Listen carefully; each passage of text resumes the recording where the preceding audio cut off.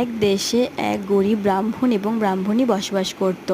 তারা দুজনেই খুব ভালোভাবে তারা ধার্মিক ছিল। তারা সব পুজো পার্বণ করত, তারা উপোস করত, তারা পুজো পার্বণ সব কিছু করত। কিন্তু তাদের বাচ্চা হতো, সন্তান জন্ম দিত এবং সন্তানরা মারা যেত। এই করে তাদের পাঁচটা বাচ্চা কিন্তু মারা গেছে জন্মলাভের পরে।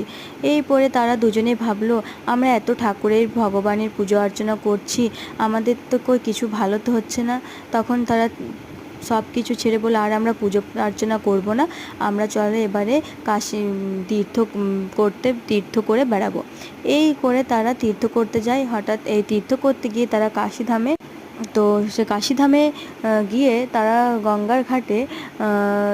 গঙ্গার ঘাটের সামনে যে বলছে যে চলো, আমার তো পাঁচটা সন্তান, বংশরক্ষার জন্য তো কেউ বেঁচে থাকলো না, তো চলো আমরা নিজেদের জীবনগুলোই শেষ করে দিই, আমরা বেঁচে থেকে কি করব।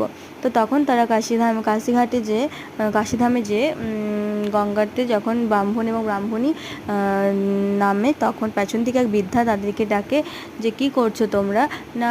তখন ব্রাহ্মণী দুজনে তাদের সব কিছু কথা জানালো সেই বৃদ্ধাকে, যে আমরা এত ভগবানকে ডাকি আর করি, কিন্তু আমাদের পুজো করছি, সব নিয়ম করে করি, কিন্তু আমাদের পাঁচটা সন্তান জন্ম হলো আর মারা গেল, তার জন্য আমরা আমাদের জীবন শেষ করতে যাচ্ছি।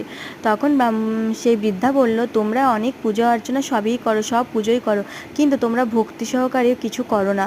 তোমরা পুজো নিয়ম আর সব কিছুই করো, কিন্তু তুমি নিয়ম পুজো করছো, ব্রত করো, সবই করছো, কিন্তু যখন তোমার বাচ্চা সন্তান কাঁদছে তখন তুমি কি বলছো, আপদ গেলে বাঁচি। সবসময় তুই কী বলছো, ছেলে এত দুষ্টু এত জ্বালাচ্ছে আর পারছি না, এরা কবে যে বিদায় হবে। তো এই যে কথাগুলো তুমি বলতে, এগুলো একজন মা বাবা হয়ে এই কথাগুলো কি খুব বেদনাদায়ক। তাই ভগবান তোমাদের কাছ থেকে সেই সন্তানকে সরিয়ে নিয়েছে। তাই তোমাদের মনে করানোর জন্য, মনে আশ্বাস জাগানোর জন্য কিন্তু তোমাদেরকে এই রকম তোমাদের সাথে ঘটনা ঘটে।